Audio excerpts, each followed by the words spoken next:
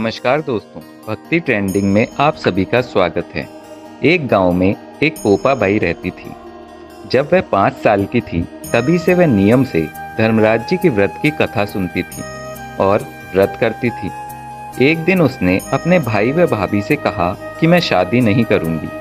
अब मैं अपना समय भगवान की पूजा अर्चना में ही बिताना चाहती हूँ, इसलिए मेरी झोपड़ी गांव के बाहर बनवा दो और गांव में सबको कह दो कि वह अपनी गाय व बछड़ों को मेरे यहाँ ही घास फूस चरने को भेज दें और जिसकी भी इच्छा हो, श्रद्धा हो, मुझे खाना भिजवा दें।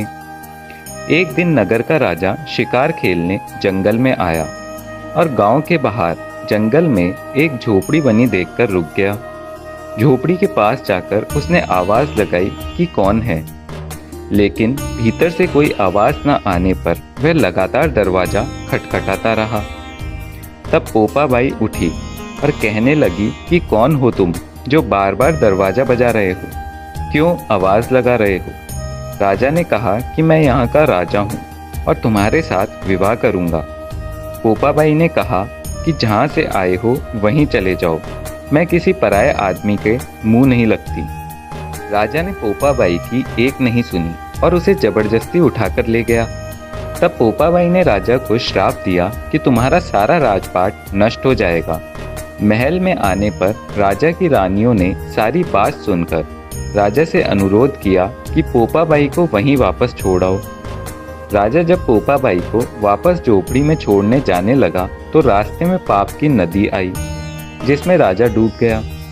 कुछ समय बाद पोपा बाई की मृत्यु के बाद धर्मराज जी के यहाँ पहुंची और धर्मराज जी ने उन्हें स्वर्ग का राज दे दिया। एक बार एक सेठ व सेठानी मृत्यु लोक से स्वर्ग लोक आए तो उसके द्वार बंद देखकर वे धर्मराज जी से द्वार खोलने का आग्रह करते हैं। धर्मराज जी कहते हैं इस द्वार पर पोपा बाई का राज है। इस पर सेठ सेठानी कहते हैं कि हम किसी पोपा बाई को नहीं जानते।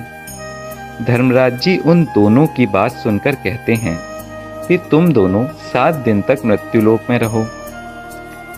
8 खोपार से राई भरकर 5 कपड़े ऊपर रखकर कहानी सुनकर उद्यापन करना और कहना कि राज है पोपा बाई लेखा लेगी राई राई का।